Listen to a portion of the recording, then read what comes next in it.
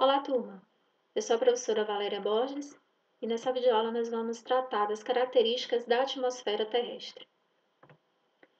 A atmosfera é o envoltório gasoso do planeta, mas não é apenas uma mistura de gases, mas também contém partículas sólidas microscópicas e gotículas de água em suspensão. A nossa atmosfera apresenta funções importantes para a manutenção da vida no planeta. A função de proteção, pois nos seus processos de atenuação diminui a quantidade de radiação solar que chega à superfície. Função de regulação, pois o movimento das massas de ar acaba por distribuir calor no sistema e evita variações bruscas de temperatura diariamente e também anualmente.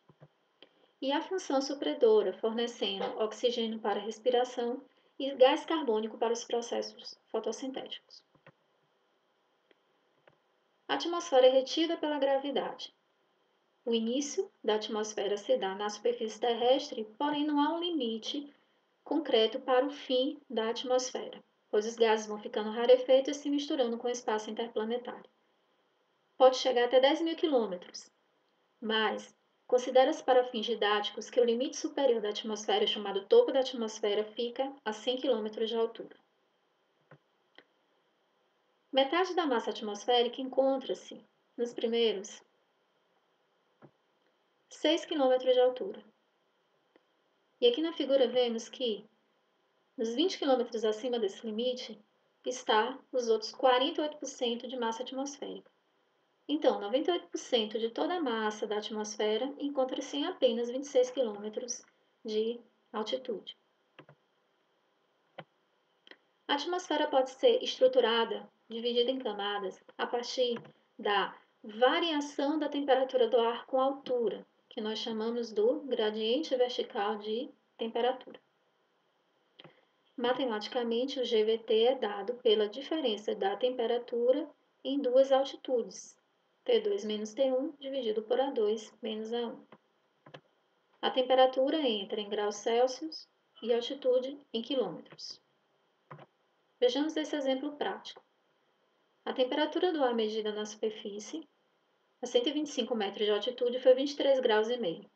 Uma sondagem atmosférica registrou que a temperatura do ar a 700 metros de altitude foi 19,8 graus Celsius. Qual o gradiente vertical de temperatura nessa camada atmosférica? Então, basta fazermos a substituição na equação. Eu vou chamar de A1 a primeira altitude, que é na superfície, 125 metros. Na equação tem que entrar em quilômetros, 0,125 quilômetros. T1, 23 graus e meio. A2, 0,7 km e a temperatura medida nesse ponto 2, 19,8. Vamos substituir aqui na equação de GVT, 19,8 menos 23,5 dividido por 0,7 km menos 0,125 km. O resultado do gradiente vertical de temperatura nessa camada é menos 6,43 graus Celsius por quilômetro. O que significa isso? Se o GVT é negativo, a temperatura do ar diminui com a altura. No nosso exemplo, a cada quilômetro a temperatura cai menos 6,43 graus. Então, a partir dessa variação de temperatura do ar com altura, podemos dividir a atmosfera em camadas. Veja esse gráfico aqui em que a gente tem no eixo X a variação da temperatura, a temperatura crescendo aqui para a direita, e no eixo Y a altitude. E essa linha vermelha é o gráfico que representa essa variação. E aí, a atmosfera é dividida nas seguintes camadas. Vamos começar pela camada mais externa, mais superior, que é a termosfera. Nessa camada, os gases não ficam misturados, eles ficam em camadas, estratificados. E vejam vocês que ocorre um aumento da temperatura com a altura. A temperatura chega a valores muito altos, acima de 100 graus Celsius, se dá pela absorção dos raios-x e gama solares nessa região.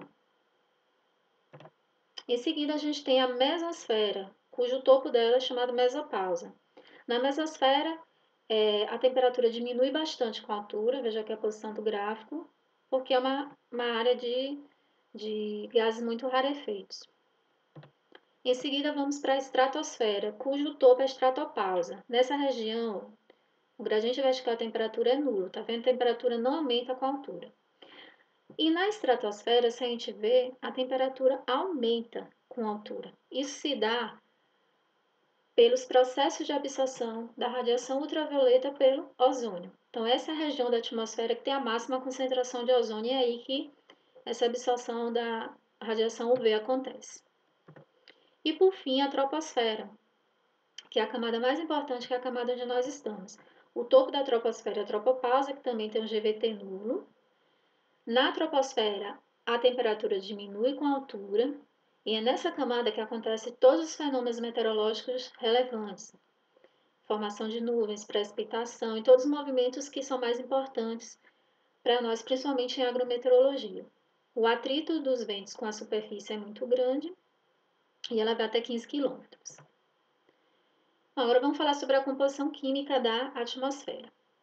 Nessa tabela aqui nós vemos os gases que compõem a atmosfera e o seu percentual em relação ao volume de ar, dado nessa coluna.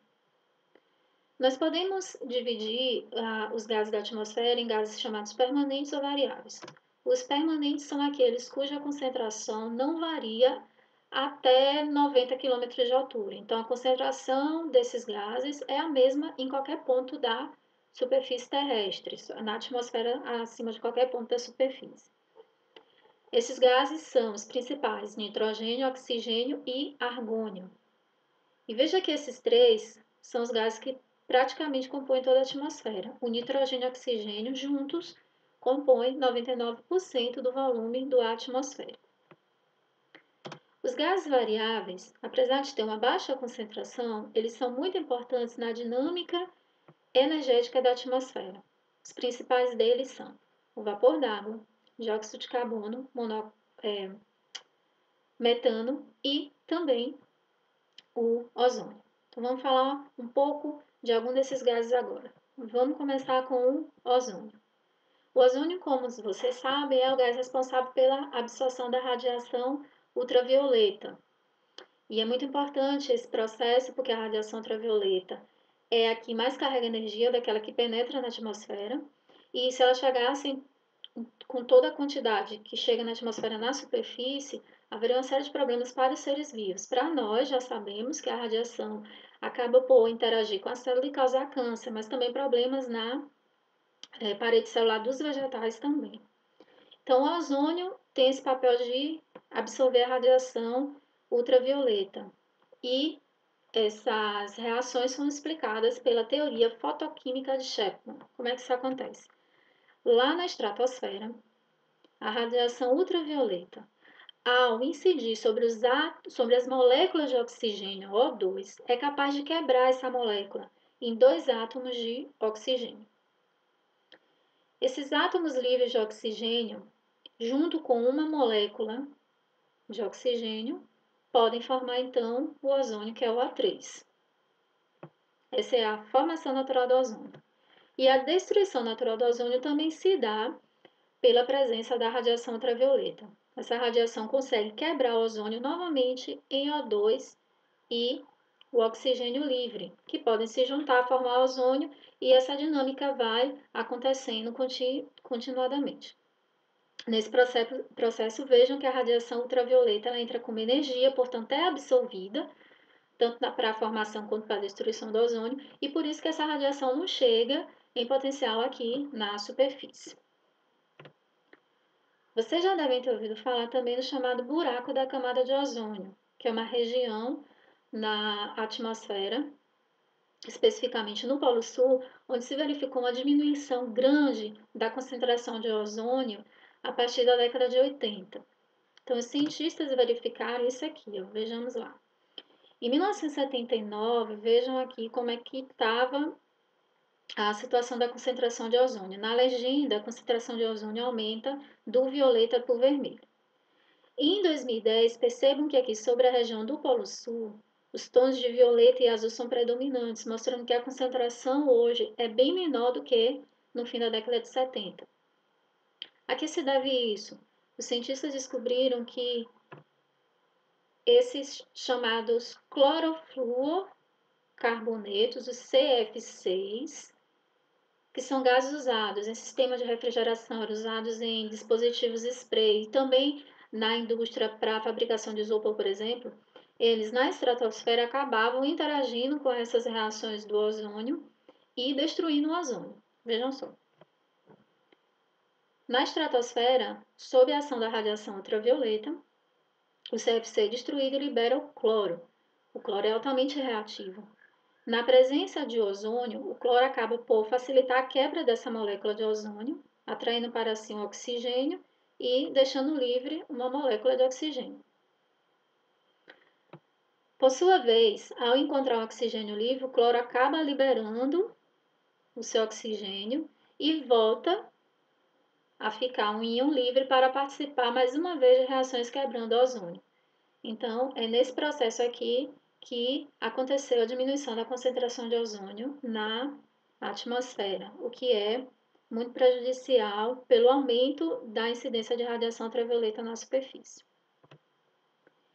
Sobre outros gases variáveis, vamos falar um pouquinho aqui do efeito estufa da atmosfera, que vocês viram um pouquinho na primeira aula, no primeiro capítulo.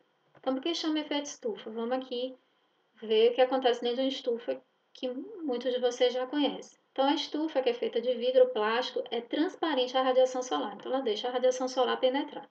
Aqui dentro, a radiação aquece tudo que está dentro da estufa, o ar e tudo. E todo esse volume, tudo que está dentro da estufa acaba emitindo calor em forma de radiação termal, que está aqui representado por essas setinhas vermelhas. Bom, apesar de ser transparente à radiação solar, o teto da estufa não é transparente à radiação termal e mantém o calor aqui dentro, aumentando a temperatura. O que acontece? Na atmosfera, os gases dióxido e monóxido de carbono, metano, vapor d'água e dióxido de nitrogênio atuam como teto da estufa, absorvendo a radiação termal, mantendo as temperaturas equilibradas aqui na atmosfera próxima à superfície. O problema do efeito estufa da atmosfera, que é um efeito natural, não é esse, é o agravamento do efeito estufa pelo aumento da concentração de algum desses gases, notadamente CO2, CH4, metano, pelas atividades humanas, industriais e também agropecuárias, pelo aumento da urbanização. Então, veja aqui o gráfico mostrando um aumento da concentração de CO2 e uma tendência que também continua de aumento na atmosfera, e é esse aumento da concentração de CO2 que está relacionado o chamado aquecimento global. E para finalizar esse estudo da atmosfera, vamos falar um pouquinho das partículas sólidas agora, que estão em suspensão. Essas partículas são chamadas aerossóis, que são minúsculas partículas sólidas, ou seja, não é gotícula de água, não é chuva, e que tem origem ou natural ou de atividades humanas. Então, como a gente está vendo aqui nas fotos, né, aerosóis provocados por indústria ou por uma erupção. Os aerosóis mais comuns, na verdade, são o cloreto de sódio, oriundo da evaporação da água do mar. Os aerosóis têm importância na dinâmica de energia da atmosfera porque eles interagem com a radiação solar. Eles podem refletir a radiação solar ou absorver. E também podem absorver aquele calor, a radiação termal que é emitida pela Terra. Bom, aí estão os créditos das figuras que nós usamos nessa aula e um bom estudo.